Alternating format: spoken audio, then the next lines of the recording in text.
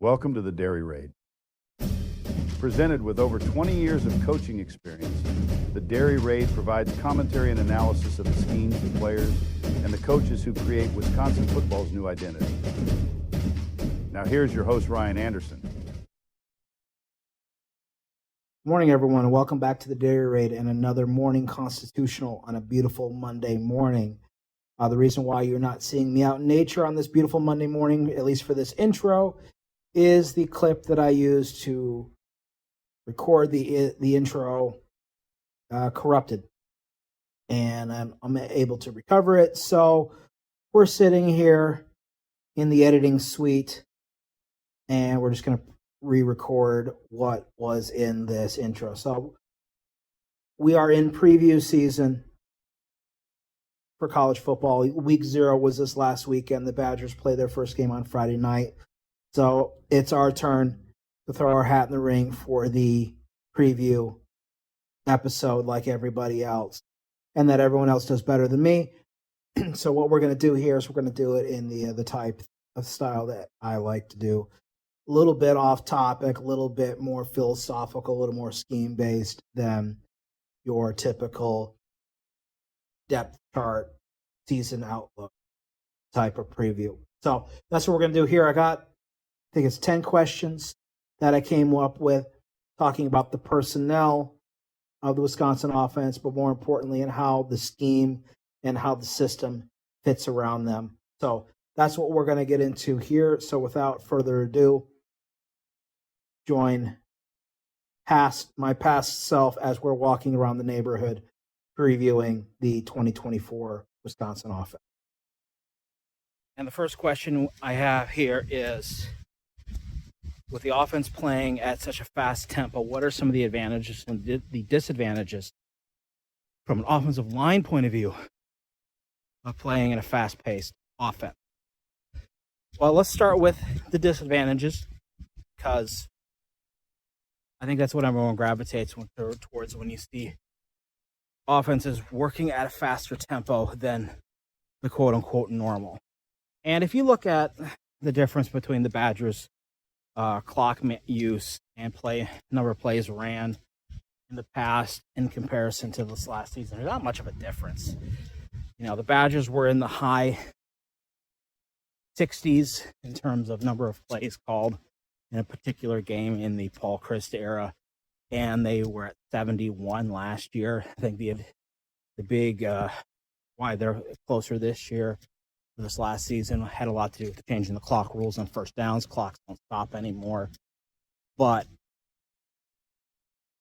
the disadvantages, obviously, when you play at tempo and you're not going into the huddle, are you have to simplify everything. You have to simplify the play calling, the terminology, etc. For the offensive line, you get less time to work on line calls, less time to read the defense and set up your blocking scheme pre-snap.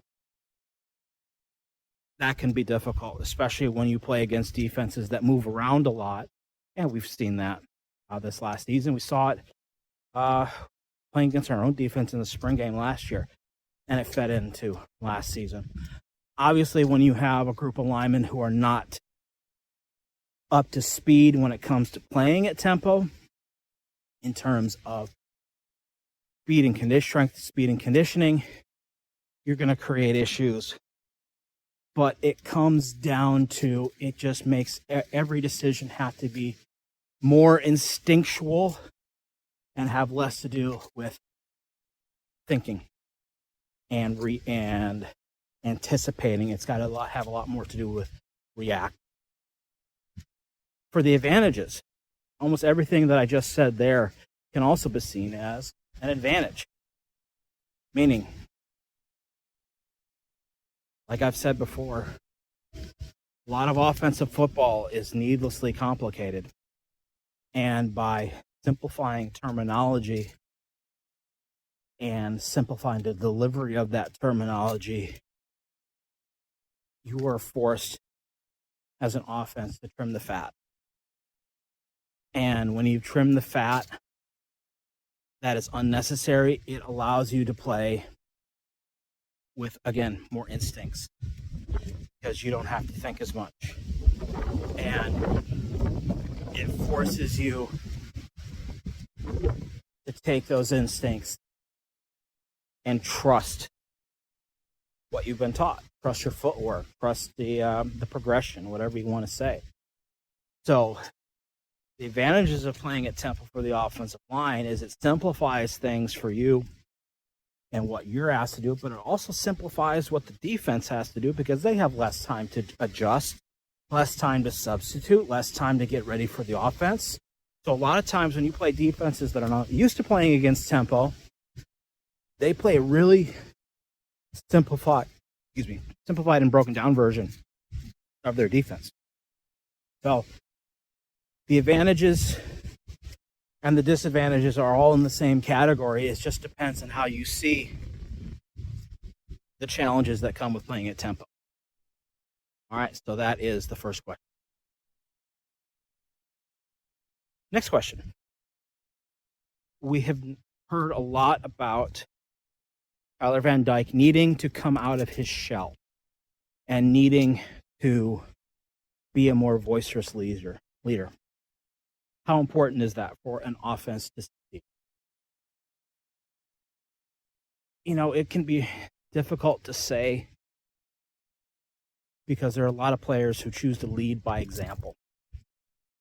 They do the work. They succeed. They show you how it's done. That's how they lead. And then there are some rah-rah guys.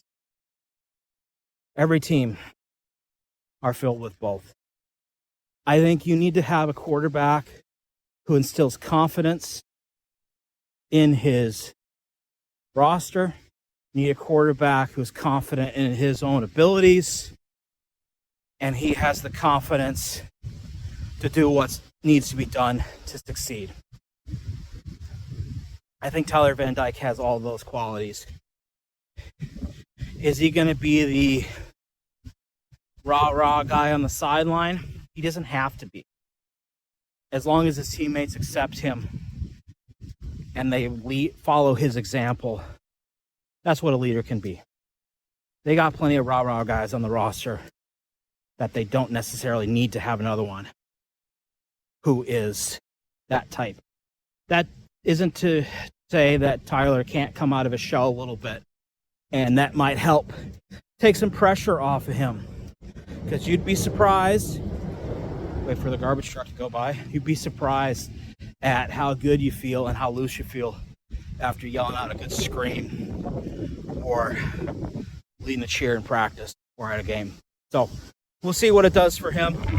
I hope he can come out of his shell a little bit, but I hope he doesn't change who he is to fit a mold that someone else expects him to be in. Next up, let's talk about the running game and how can traditional Wisconsin values in terms of a running game be applied and be successful in the modern offense and the air raid. Well, I think if you just go ahead and take a look at what happened on Saturday when Georgia Tech beat Florida State in Dublin, what you saw was a clinic on the modern run game. Movement, using backs in different ways, using motion to set up plays, everything. And it was still downhill power football. Something that the Badgers have been known for, and something that the Badgers will continue to be known for. It comes down to executing.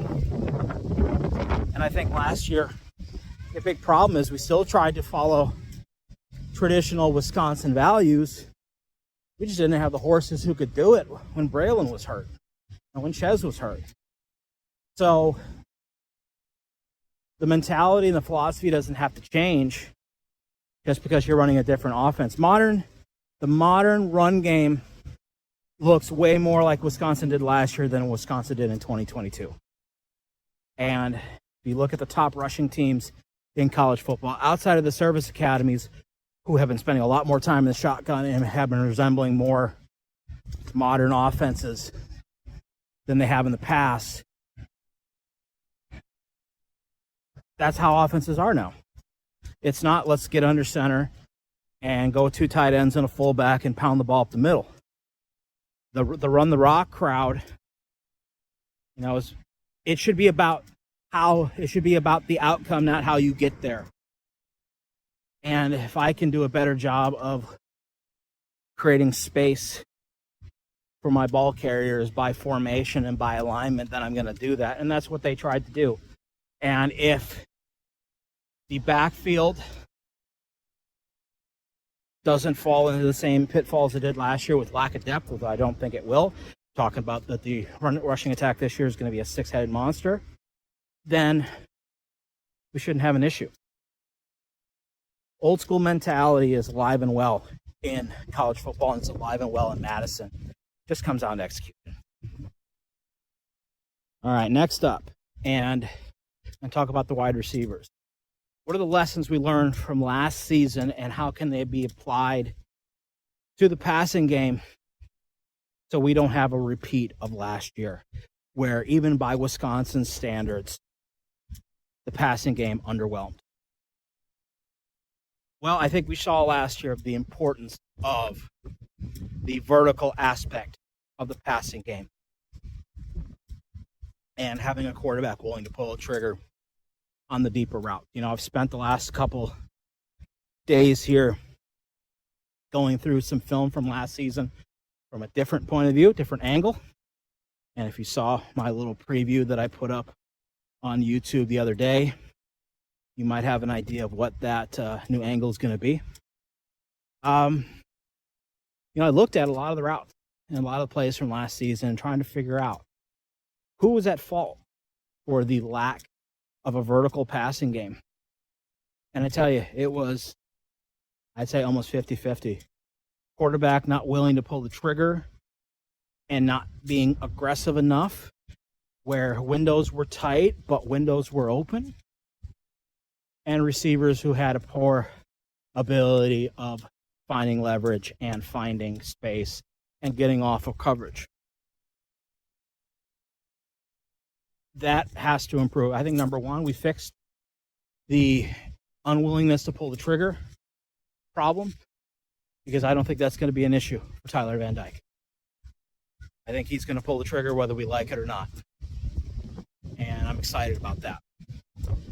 And receivers, I have a lot of confidence in Kenny Guyton as a coach.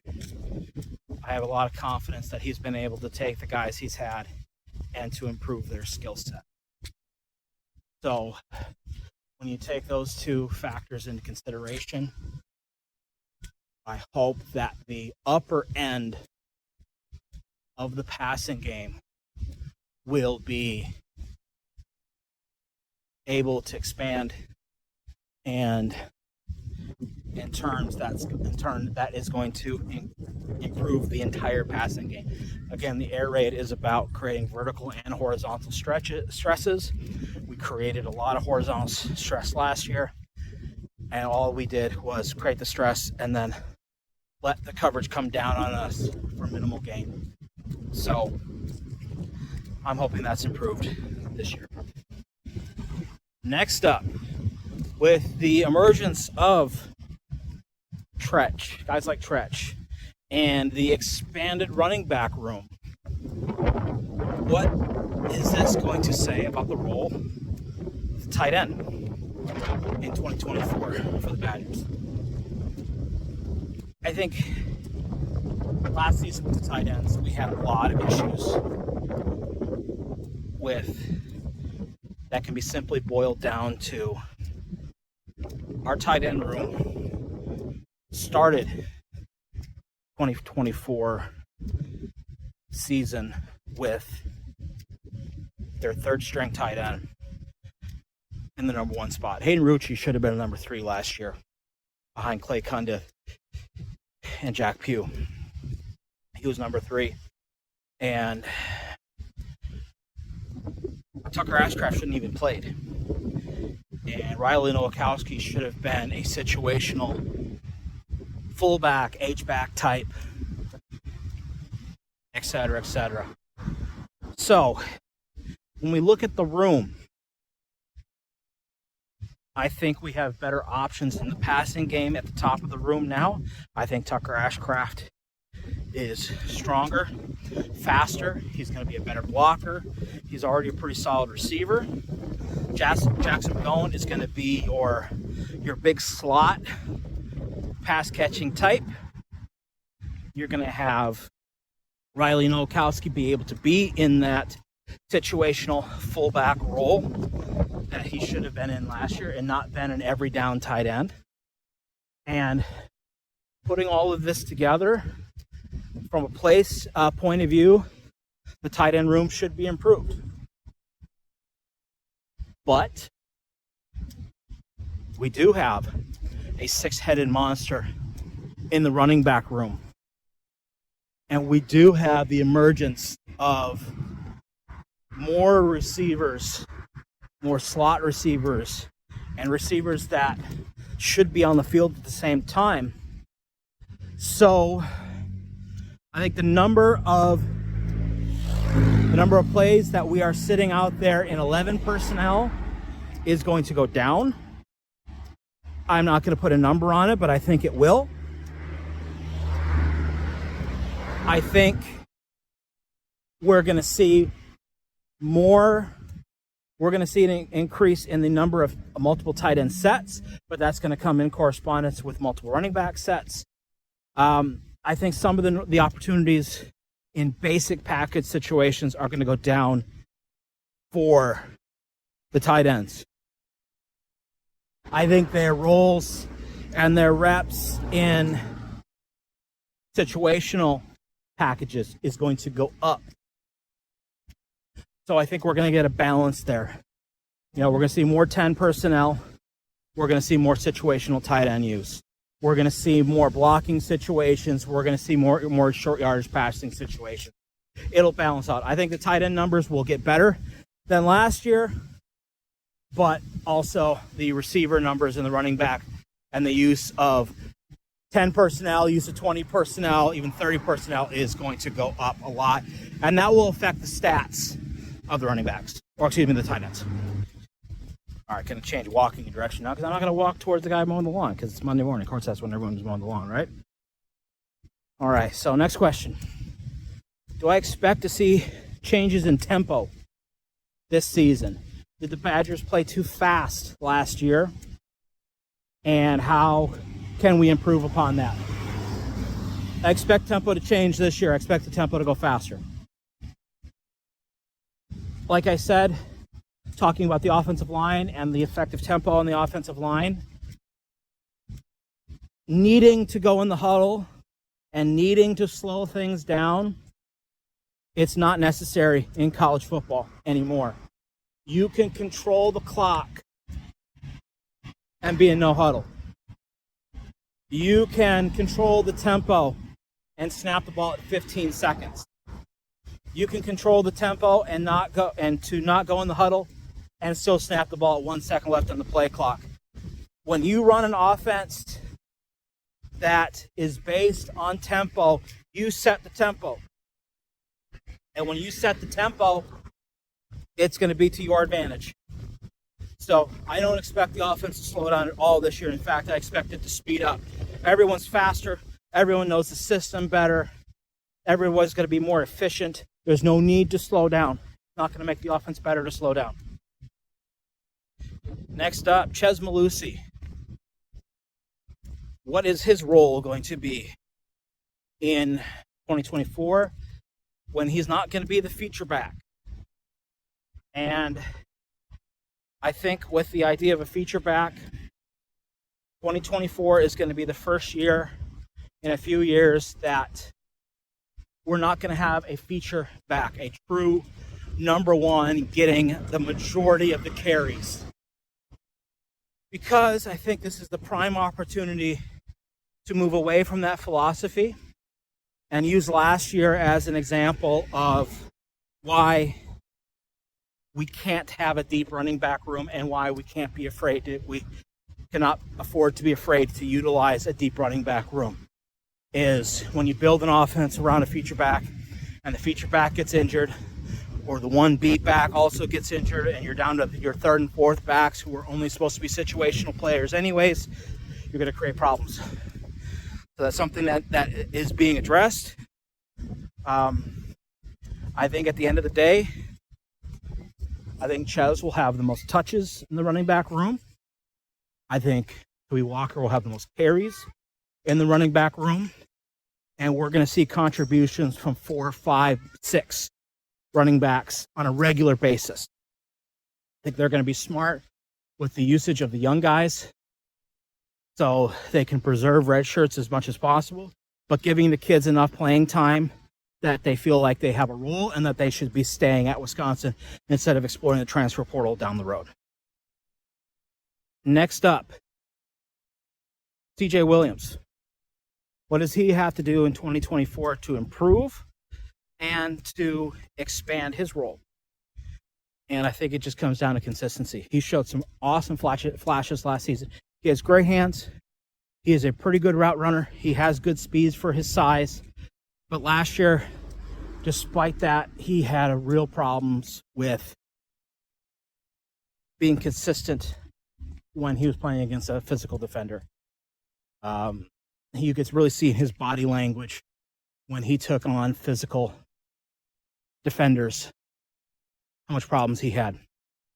And by all accounts, he's building a good rapport with Tyler Van Dyke and hopefully building some trust. And when you build trust, trust goes both ways.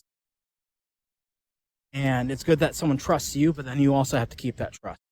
And TJ's a hard worker, and I'm expecting him to live up to the role that he was brought here to do in an air raid offense where we spread the ball around.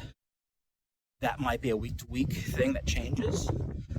But I want to see his body language improve, and I want to see his ability to be physical. All right, and finally, last question. What is Luke Fickell's role going to be in the growth of the offense in 2024? Luke Fickell is a defensive-minded head coach. And a lot of times when you see head coaches who are on one side of the ball, they tend to find a strong person to take over the other side of the ball, and they just don't care. And they let the offense be the offense, the defense be the defense, and they focus on their side of the ball. Luke Fickell isn't going to do that. I think Luke Fickell, one of his strongest suits of his ability as a head coach is how he is as a program leader and as the figurehead of the program. And I don't think he's going to let anything that happened with the offense last year negatively allow that to continue this year. He's the head coach. And as a head coach, you need to send the mandate down to your assistants of how things need to be. I think some of the things that he's going to be asking for this season is a better commitment to the running game without banging your head against the wall.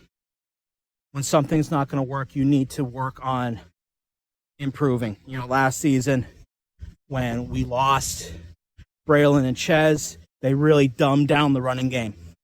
And I think they need to move away from that. And instead of dumbing it down, they need to expand upon it. Also, in the passing game, I think you're going to see a bigger push towards stuff that, as a defensive coach, would drive you insane. Okay, which is movement, reads, putting players in conflict. And as a program leader, that's going to be his job.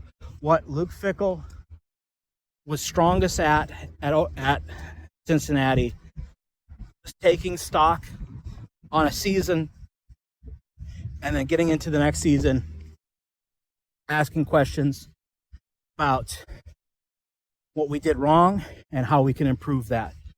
Asking the questions that can be solved to improve the team next season. We saw that with his defense, the evolution of his defense at Cincinnati was a year-by-year process, and it was all about asking questions. How can we solve the Navy question? How can we solve the Memphis question? How can we solve the UCF question? I think you're going to see that same philosophy applied to the offense this year. How can we solve the Iowa problem? How can we solve the Ohio State problem? How can we solve the Northwestern problem? What are those questions? What are those problems? We'll get into that later. But yes, he's not going to be sitting there with a notepad handing plays to Phil Longo. He's going to be sitting there with Phil Longo and asking questions and empowering Phil Longo with the ability to answer those questions and to improve. And that's where we're going. All right. I think that's about enough. I think I've gone through all my questions. And I'm ready for Friday night, or for me, Saturday morning. I have a game Saturday, so I can't stay up all night Friday night to watch the Badgers. I hope to wake up Saturday morning and seeing a nice, healthy score on the scoreboard. And I look forward to watching the film over the weekend and getting ready for our first breakdown of the 2024 season, which I'm hoping, fingers crossed, will be released on Tuesday. And I'm going to put out a brief video on Monday laying out how 2024 season is going to go for the Dairy Raid and how we're going to expect things to go going forward. All right. So that's it for today. Next time we do one of these morning constitutionals will be next Monday morning, talking about Western Michigan and looking forward to South Dakota. So until then, thank you for watching, and we'll see you next time. Thank you for listening to the Dairy Raid. Be sure to subscribe to the YouTube channel for more content and analysis. If the written word is more your thing, you can find Coach Anderson's work on Substack or follow the Dairy Raid on Twitter.